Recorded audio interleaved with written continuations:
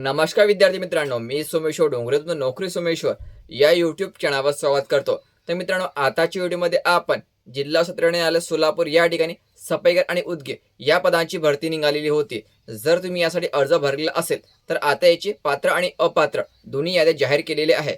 तर यामध्ये किती विद्यार्थ्यांची नियुक्ती झालेली आहे आणि विद्यार्थी अपात्र का करण्यात आलेली आहे याबाबत सविस्तर माहिती आपण या व्हिडिओमध्ये पाहणार आहोत. तर यासाठी तुम्ही हा व्हिडिओ शेवटपर्यंत पाहायचा आणि चॅनलवर नवीन असं चॅनलला सबस्क्राईब करा. नोकरी शिक्षण प्रत्येक अपडेट तुम्हाला आपल्या यूट्यूब चॅनलवर मिळत राहील.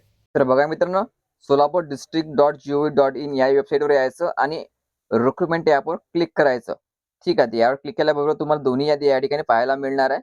पहिली यादी असणार आहे लिस्ट ऑफ व्हॅलिड अप्लिकेशन, म्हणजे जे विद्यार्थी व्हॅलिड झालेले आहेत त्यांची पुढील प्रक्रियासाठी नियुक्ती झालेली आहे. ठीक आहे, नंतर आहे इनव्हॅलिड अप्लिकेशन. तर बा तुमची अर्ज या ठिकाणी रिजेक्ट काय केलेले आहे हे या ठिकाणी सांगितलेलं आहे. तर अगोदर आपण लिस्ट ऑफ व्हॅलिड अप्लिकेशन पाहणार आहोत. क्लिक करायचं. तर संपूर्ण PDF जे आहे, जे विद्यार्थी पात्र झालेले त्यांची या ठिकाणी यादी जाहीर करण्यात आलेली आहे. तर ज्यांचं नाव या लिस्टमध्ये असणार आहे, सफाईगार व उद्गी पदाकरिता स्वच्छता व चापल्यता चाचणीकरिता निवड झालेल्या उमेदवाराची अल्पसूचीबद्ध यादी. ठीक आहे, शॉर्टलिस्ट या ठिकाणी जाहीर केलेली आहे.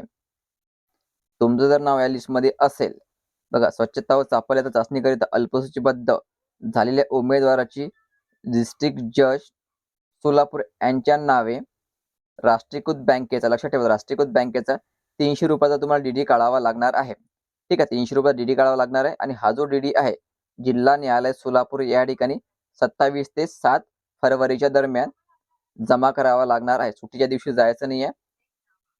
आणि कार्यालयीन कामकाजाच्या वेळेमध्ये स्वखर्चाने उपस्थित राहून जमा करावे. तसेच सदरील शुल्क ना परतावा असला. ठीक आहे, म्हणजे तुम्हाला या ठिकाणी परीक्षा शुल्क वापस भेटणार नाहीये. आणि सोबत तुम्हाला 2 पासपोर्ट आकाराचे फोटो पण सोबत घेऊन जावं लागेल. ठीक आहे, अर्जावर चिटकवण्यात आलेला फोटोप्रमाणे, म्हणजे जो तुम्ही अर्जावर चिटकवलेला होता त्याचप्रमाणे तुम्हाला 2 पासपोर्ट आकाराचे फोटो पण सोबत घेऊन जावं लागेल. तसेच कार्यालयास मान्य होईल असे स्वतःचे फोटो असलेला ओळखीचा पुरावा, म्हणजे मतदान कार्ड, आधार कार्ड, पॅन कार्ड वगैरे तुम्ही सोबत घेऊन जाऊ शकता. ओरिजिनल सोबत घेऊन जायचे. आणि ज्या विवाहित महिलांच्या नावामध्ये बदल असेल त्यांनी राजपत्र किंवा नोंदणी विवाह प्रमाणपत्र सोबत घेऊन जायचं. सदरचे मूळ प्रवेशपत्र स्वच्छता चाचपल्य चाचणी मुलाखतीसाठी आणणे बंधनकारक राहील. ठीक आहे, तुम्हाला त्या ठिकाणी हे मिळणार आहे, प्रवेशपत्र वगैरे दिले जाणार आहे. त्यावेळेस तुम्हाला सोबत घेऊन जावे लागणार आहे.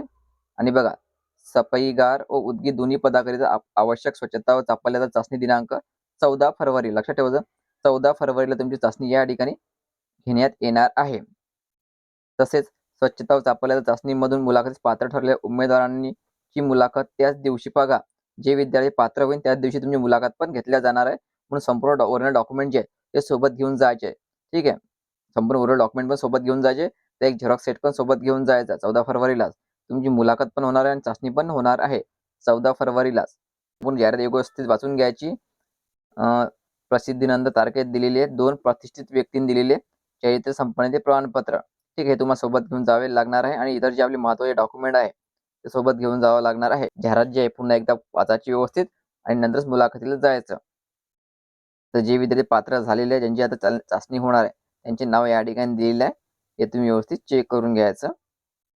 तर 100 विद्यार्थी जे आहे ते सफाईकासाठी पात्र केलेले आहे आणि 88 विद्यार्थी जे आहे उद्गीसाठी पात्र केलेले आहे, म्हणजे सापडलेल्या चाचणीसाठी पात्र केलेली आहे. ठीक आहे, संपूर्ण यादी या साईटवरून तुम्ही डाउनलोड करू शकता किंवा आपलं टेलिग्राम चॅनल जॉईन करायचं, त्यावर पण तुम्हाला ही यादी मिळून जाईल. टेलिग्राम चॅनलची लिंक मी तुम्हाला डिस्क्रिप्शनमध्ये देऊन दे. नंतर इनव्हॅलिड यादी, इनव्हॅलिड यादी यावर क्लिक करायचं.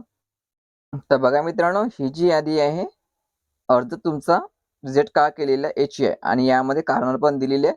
टोटल 15 प्रकारचे कारण दिलेले आहे. कारण तुम्ही चेक करू शकता. तुमचं अर्ज या ठिकाणी का अपात्र केलेलं आहे. तर ठीक आहे, अर्ज फेटाळण्याची कारणे वाचून घ्यायची व्यवस्थित. आता बघा, या ठिकाणी तुमचं नाव दिलेलं आहे आणि तुमचा अर्ज या ठिकाणी का फेटाळण्यात आलेला आहे हे या ठिकाणी कारण दिलेली आहे. तुम्ही यादी चेक करू शकता. पात्र यादीमध्ये नसेल तर अपात्र यादीमध्ये तुमचं नाव तुम्ही चेक करायचं. ठीक, दोन्ही अपात्र यादी उद्गी आणि सफाईगारची दिलेली आहे. तुम्ही या ठिकाणी चेक करून घ्यायचे.